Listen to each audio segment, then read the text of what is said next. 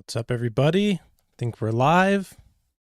Sorry I had the time off on the scheduled stream. Just had it to where I was setting it up to just setting up the broadcast, and then I noticed that it put a notification out that it was for 8:20, but here we are going to talk about missing cases, the missing 411 stuff in Yosemite National Park, which is the most clustered location of where they have these missing cases, at least that fit the characteristics of the missing 411 qualifications. So we'll look into all that. So what's up, everybody? Hope everybody can hop back in. Sorry again about the misunderstanding on the time there. I'll get that figured out. What's up, Kim? What's up, 6'2", everybody? How's it going? Yeah, so many people, I'm sure, are aware of the missing 411 cases where people just disappear literally without a trace. It is pretty interesting and almost seems as if there's a supernatural connection, really. I mean, when you look to the point in these cases that David Paulides has put together, it's just insane how these cases happen. These people who are just right there with other people and they just disappear without a trace. So it's pretty insane. And we'll look into that. So, Yosemite National Park, of course, in Northern California. We'll talk about, of course, David Paulides. He's the one who kind of put all these things together. He really was the one who brought the missing 411 phenomenon. You know, he came up with that name and everything. He really brought this together. So he definitely gets the credit for making this become a well-known subject. His YouTube channel, if anybody isn't aware, is Can-Am Missing Project, and he talks about missing cases, missing 411 cases. He's got a couple of really great documentaries on it, so definitely recommend his channel and all his work if you're interested in this subject. Here's a video by Pandoc's YouTube channel. He put together just a list here of what David Paulides, found really together of the different characteristics that are attributed when these cases happen. And many of these cases share the same thing in these same qualifying factors, which is pretty interesting. Good to see everybody in chat. Helen, Melinda, Mercy Seat, Anthony, CC, Sparrow, Melinda. God bless you all. Yeah, we'll just do a hangout, talk about missing 411, talk about Yosemite. That's where the largest cluster of missing people that fit these characteristics is in the world. So when people go missing, these are some of the characteristics that when they do it and they go missing according to these missing 411 characteristics, they oftentimes share these things in common. They're very smart. They're very physically able. They're outdoors men, outdoors women. It's in the mid to late afternoon. Geological clusters, again, Yosemite, the largest cluster of missing 411. Inclement weather, near bodies of water, near boulder fields or berry bushes.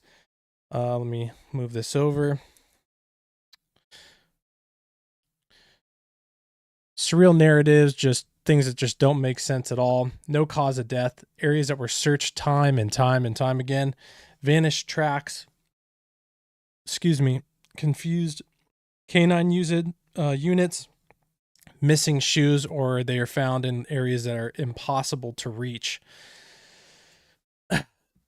It's really incredible when you look more into these cases, and in my opinion, it's to the point where in some of these it has to be a supernatural phenomenon, and we'll get into that later in the video, some supernatural possibilities as well as what like the mainstream narrative is on some of these cases. But it seems supernatural at this point to me, and it seems like it's connected to whatever these lights in the skies are, or whatever these creatures people are seeing in the woods, like the Bigfoot or the UFOs, whatever, because I believe those are both fallen supernatural phenomenons. So the first case is F.P. Shepard in 1909, vanished in Yosemite National Park, and we'll just read a little bit about his case here. It's unclear how old he was and the precise spelling of his name, but people say he was about 25.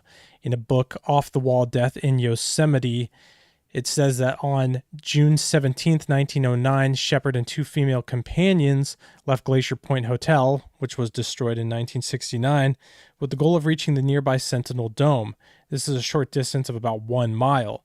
The Oakland Tribune article, linked below, describes or agrees with this, but the San Francisco Call article says he left from the valley floor with a party of tourists. Again, walking a mile when you're an outdoor, and it was said that he was an outdoorsman. This is stuff he loved to do. Walking a mile and getting lost, that's just completely unlikely. And this is in 1909, no technology at all. These people knew what to do when they were outside. So I guess before he left, he laughingly said that he tried to make it, and then again was never seen, completely disappeared.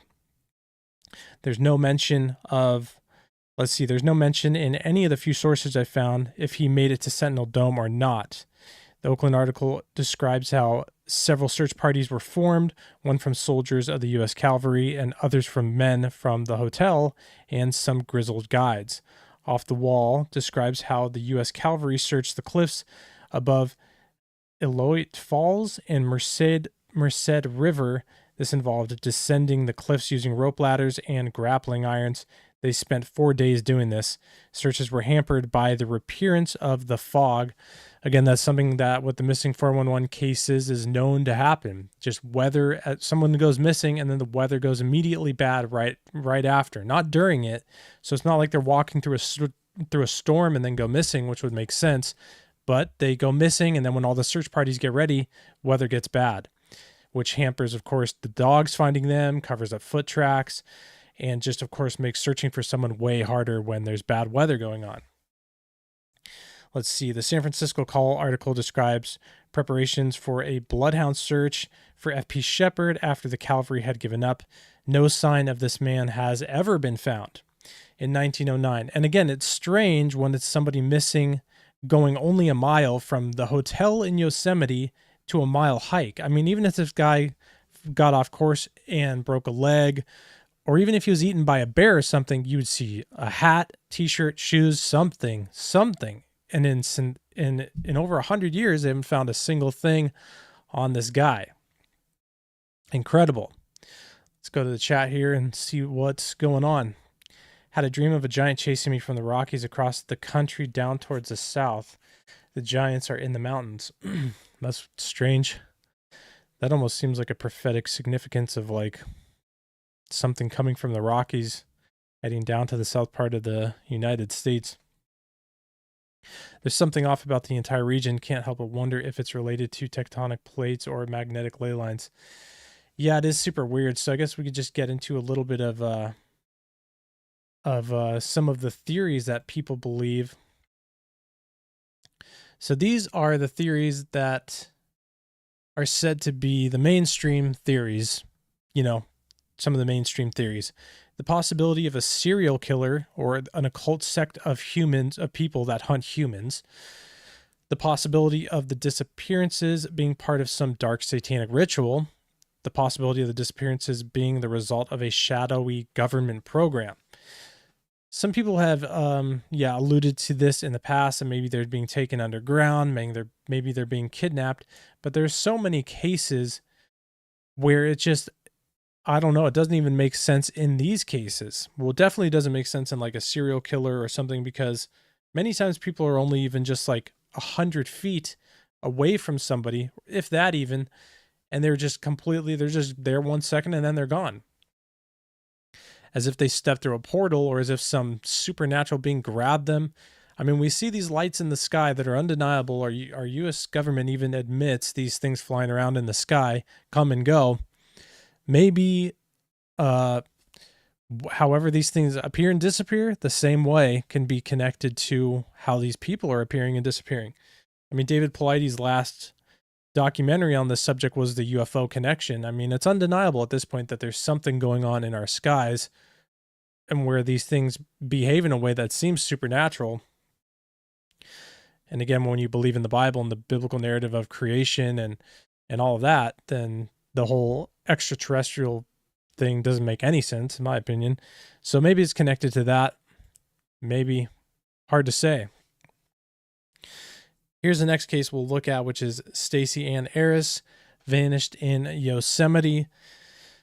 Again, someone who just completely vanished at Yosemite National Park. Not a single trace of her was ever found except the lens of her camera.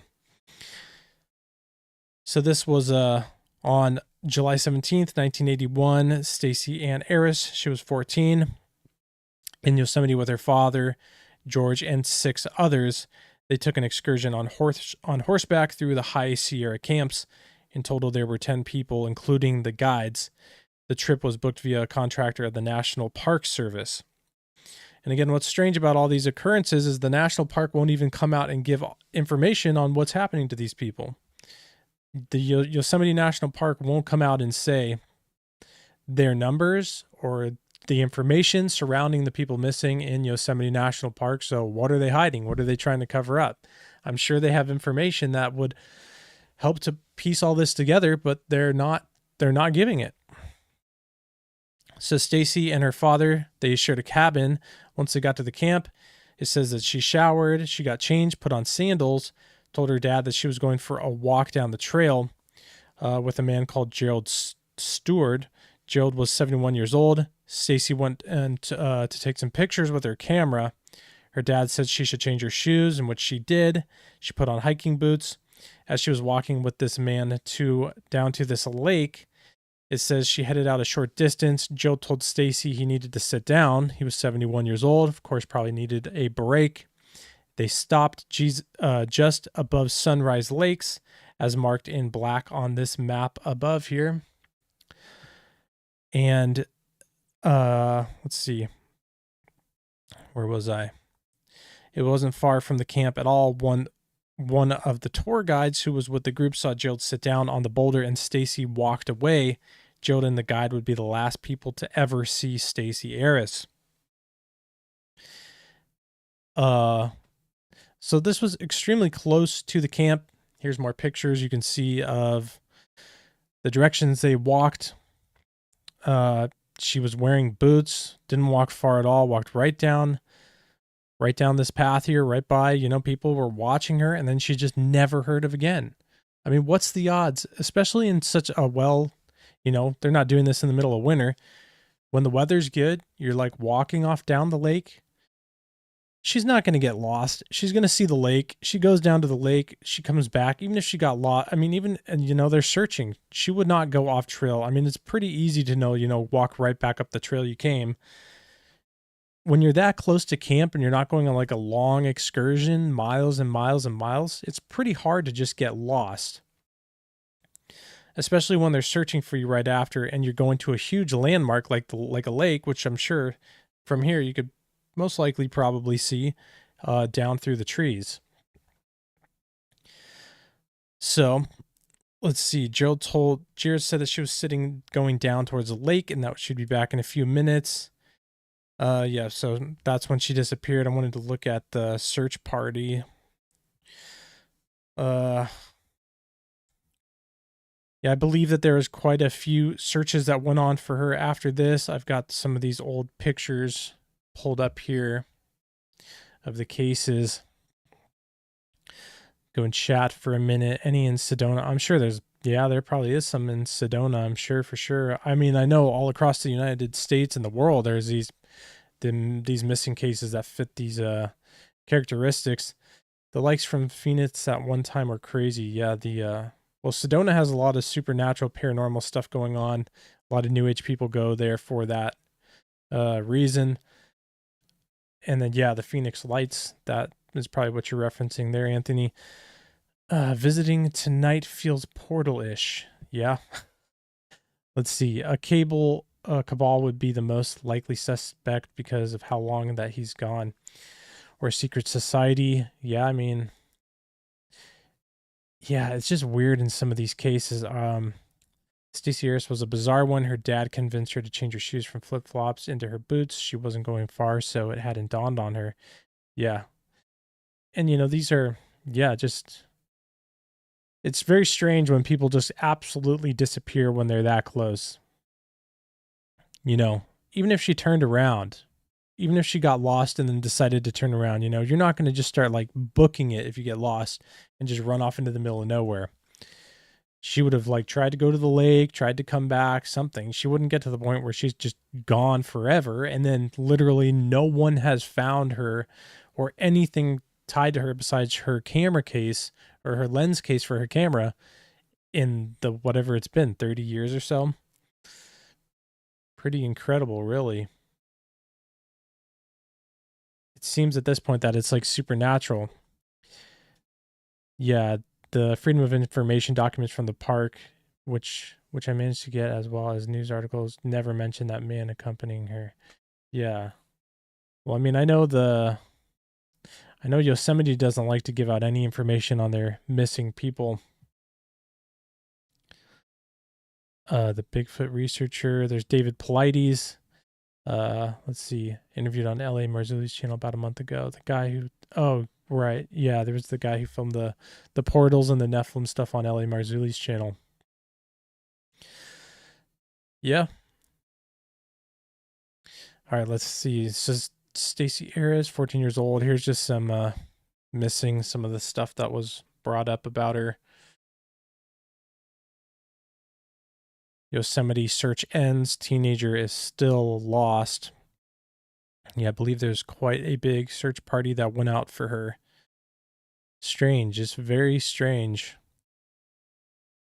And there's some qualifying things that or some things that are said that you should do if you go out into the woods and you're going out into the middle of nowhere, kind of like this, that you should take a GPS locating device, try to not go alone, take a weapon. These are things that David Paulides has said. If you take them, many of these cases, these people don't have any of these things with them. It's also very important to tell people that you're going off into the woods, where you're going, when you expect to be back. So when they don't find you, or if you were to go missing, then a search party could go out and find you sooner than later. No trace of missing girl. Again, it just doesn't make any sense when it's such a short distance. You know, she was wanted to wear flip-flops because she wasn't expecting to go like on a hike. You know, you don't wear flip-flops around walking around Yosemite National Park if you plan to go far. Crazy. Here's another strange case. Now, these people were actually found, but this almost seems as if a cover-up or something is going on here. This is a very strange case. This is on The Guardian, the tragic missteps that killed a young California family on a hike. The incident serves as a reminder to thoroughly map, plan ahead, and be well prepared when hiking, no matter the season. So this was a young family that mysteriously died on a trail in California's Sierra Nevada mountains. I believe this is by Yosemite, the Sierra Nevadas. Yosemite is in the Sierra Nevadas. The authorities were saying they thought maybe it was a gas leak from a near mine, or that the family drank water that was toxic algae. In the end, though, the report showed, and the official story of what happened was that triple-digit temperatures and tough terrain created a fatal situation. This is very strange because I believe they were found only 2 days later, and it wasn't in the middle of winter. They're saying they died from dehydration and they died from heat exposure, which just makes no sense. It makes no sense to die from heat exposure for 2 days. I mean, there's people who've been missing in the desert for like weeks on end, very little water. So the local sheriff's office announced in October that the family died of overheating and probably dehydration. This is an unfortunate and a tragic event due to the weather. That's the Mariposa County Sheriff said that in relation to that. What's also strange is the record shows that Gerrish, the guy, so this is Jonathan Gerrish and Ellen Chung, and they had a little child with them too, a baby.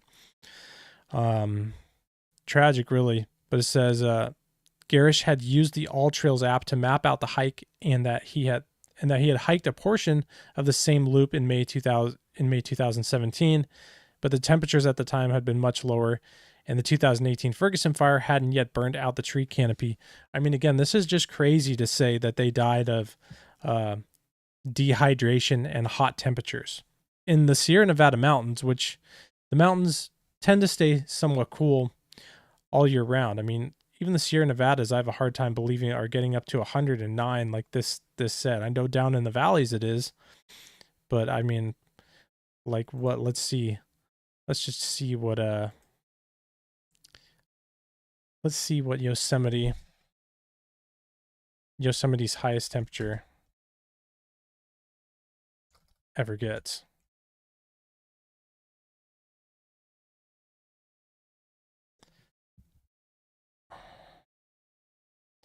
Ten all-time hot weather temperatures in Yosemite, because I just have a hard time believing that Yosemite's actually getting that hot. That's just insane. Let's see. The hottest temperature ever recorded in the state of California is 134 degrees, and that's in, of course, Death Valley. Let's see. Or not, the earliest date that 100-degree weather occurred in any year dates back to 1905 on June 11th. Okay, well, I guess it can get hot, but still, again, this makes no sense to me because they said they were found only 2 days later. So they're saying the temperature rose to 109 in the afternoon. You can start walking back to your car if you're only like a couple miles out. You're not going to die on a couple mile hike in 109 degree temperature. That's why it seems like maybe something is being covered up here. This is very strange. They said that they went and they found this guy's truck at the trailhead. They went and hiked up, and then they found the family just on the trail, dead. And they said it was according to dehydration and hot weather. But I do want to point out, here's an article for troops in Afghanistan and Iraq hiking with all their gear, all their kits, are hiking and walking in 140 degrees.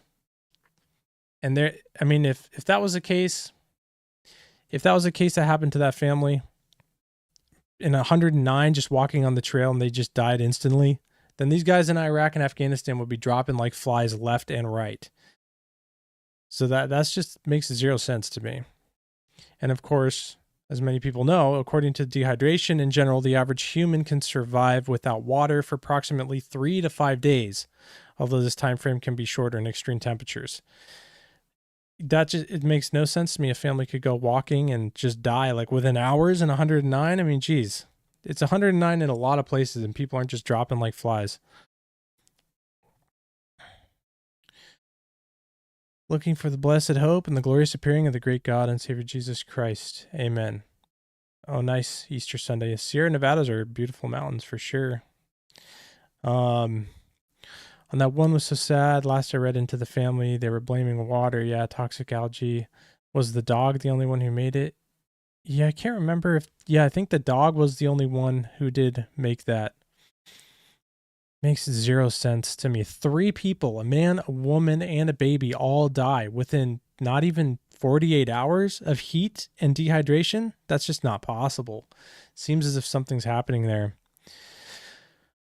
Also been to Iraq, used to work non-bases. Yeah, it's I'm not buying that story. It seems something strange is going on again around the same cluster area in Yosemite. They also start out hydrated, though some people are very dehydrated and don't know it. Yeah. Strange. So many of these cases, in my opinion, leads to the supernatural. So we're looking at potentially portals to different dimensions. Again, we see these lights appear and disappear in the sky. Maybe that's what's going on here. Whatever it is. And it was probably tied to the fallen angels because, angels, again, appear and disappear all throughout the Bible in every case that they show up. So when they just, the possibility of these fallen angels and something they're connected to being able to appear and disappear and maybe even grab people. I mean, there's stories of good angels transferring people, like in the book of Acts when the Ethiopian gets baptized, right when he comes up out of the water, Stephen, I believe it is transported somewhere else. It says the Ethiopian came out of the water and didn't see him again.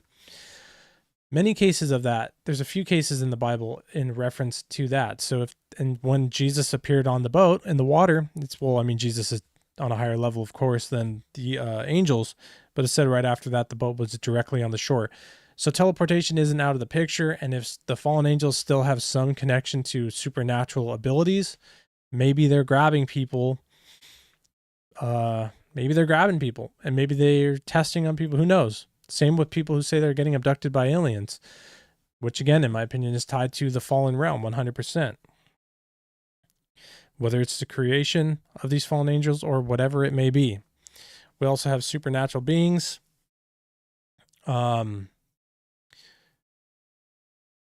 Similar to the same, many people say they see Bigfoot out in there. They see UFOs.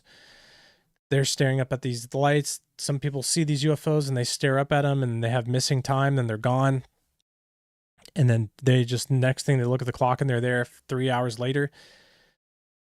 So in my opinion, these supernatural beings, all of them, Bigfoot, aliens, Mothman, Chupacabra, every single fallen thing is something that I believe they're fallen. I don't think any of these are creations of God. I think they're all creations of the fallen angels.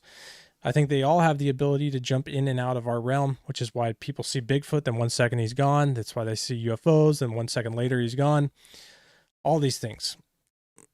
So that's, in my opinion, what it is when it comes to the supernatural beings. And again, we know the UFOs are abducting people.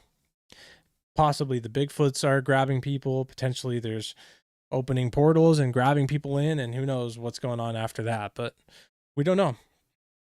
But every single case of those things are completely evil, 1000% evil in my opinion.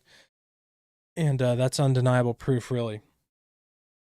The Nephilim, fallen angels, maybe they created technology while they were here. And they're using this technology to kill people. Demons and fallen angels, they hate human beings.